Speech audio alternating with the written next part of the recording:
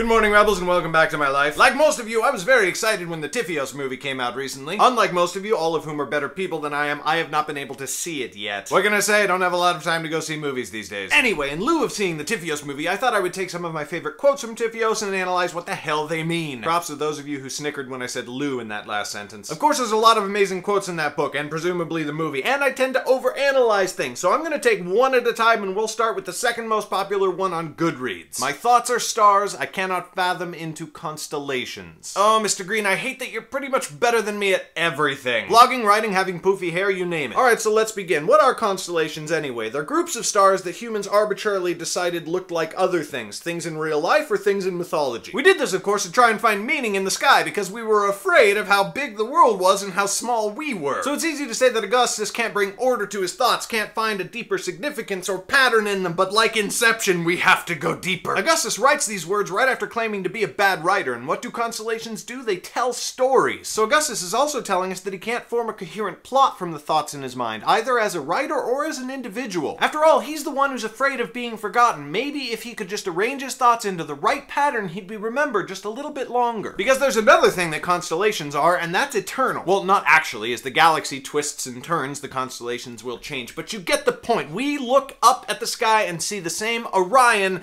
that humans saw 15,000 years ago. And there's something very appealing in the idea that if we could just arrange our thoughts in the right way, they'd be as bright and everlasting as the stars in the sky. But the most significant part of this line actually lies in the word fathom. What does fathom mean? Well, if you tried to deduce it from the context of this sentence, you'd think it meant arrange. Of course, we know that fathom actually means to understand, but the problem is that you wouldn't normally say, I understood my thoughts into an arrangement, which is kind of a paraphrase of the original line. So what's up with this? Fathom my thoughts into constellations, which isn't technically incorrect, but is way outside of normal usage. Because when a writer like John Green pulls a stunt like that, you can bet it's not an accident and that there's a deeper meaning to be had. So what if we take it at its literal meaning? If Augustus fathoms his thoughts, in other words, understands them completely, they'll arrange into constellations. What does that mean? And that's where we find our significance, and this sentence becomes not a complaint, but a desperate hope for self-discovery and understanding. What Augustus seems to be saying is that if he could only understand his thoughts well enough, he wouldn't need to arrange them. They would take on